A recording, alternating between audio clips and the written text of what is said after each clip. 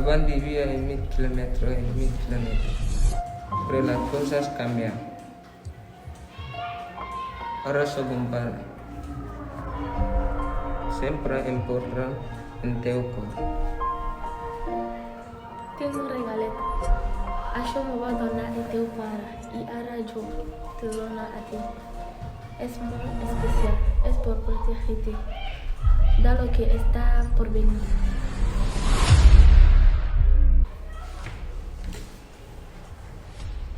Ve, Dom, ¿y ahora qué? Es igual. Con segundo rápido, ninguno es capaz del seu pasar. Y el meu m'atrapa de trabar. Quant de temps, Dom? Així que ens enfrontem a un míster de lladar, un assassí, un conductor de primera.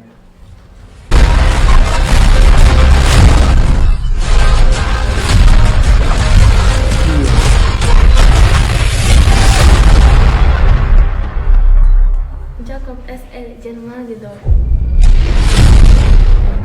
Tota la teva vida t'has esforçat per ser més ràpid, més llest, més fort. Però podries matar tantes persones si tu no estàs. No eres más poderoso que amor a la familia. Parece que meditamos en tiro, no hay más. Pues al final te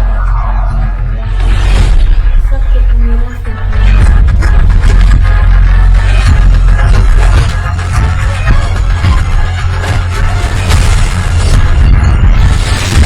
A treballar.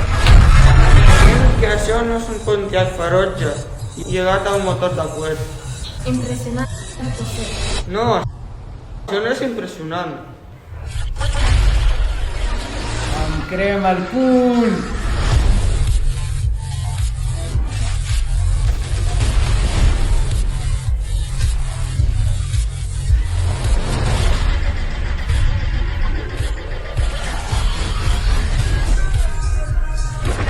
He vingut a acabar amb tu, Germà. Gran error.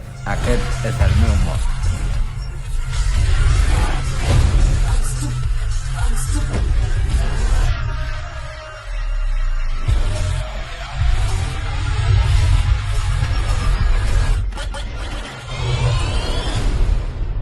Hòstia, té un avió magnètic. Agafat. Diguem que no està pensant el que cree que està pensant.